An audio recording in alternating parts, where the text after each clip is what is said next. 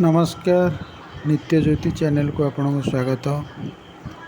वर्तमान जातकर जो विचार प्रोसेसटा गोटे जातकर रूट लेवल रु लास्ट पर्यंत केमती स्टडी करिवो से विषय रे आलोचना करिबा।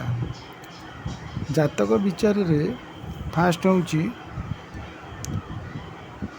भावाधिपति विचार। भावाधिपति विचार माने जातक रे लग्न पंचम नवम अधिपति सर्वदा शुभ फल दियंती। आउ चतुर्थ दशम सप्तम ये हूँ केंद्र स्थान। केंद्र रे जदि पाप ग्रह थे भल फल देवे उल्टा, कि जदि पुण्य ग्रह थे भल फल देवे ना।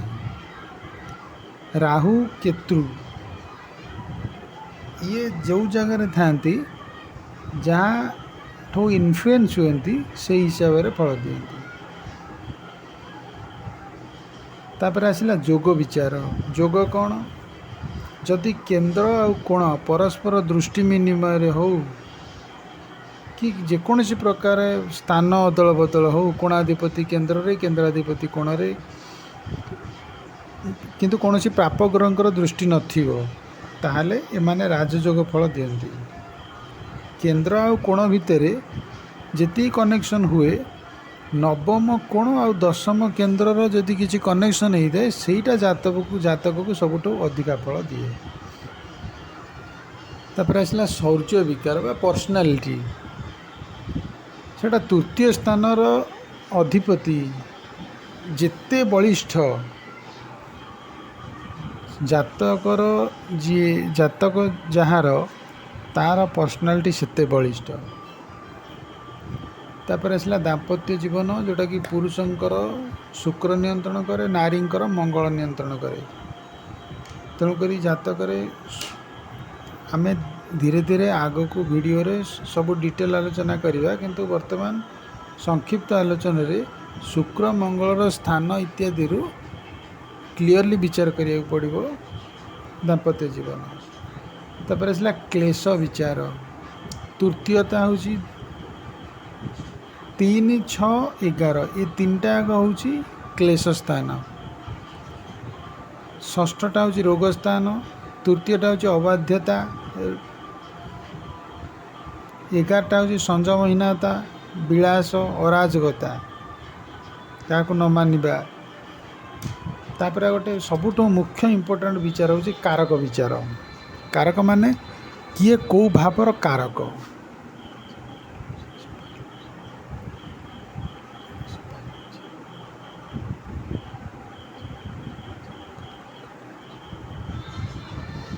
जातक रे रवि जोठी अच्छी सेठू नवम स्थान होउची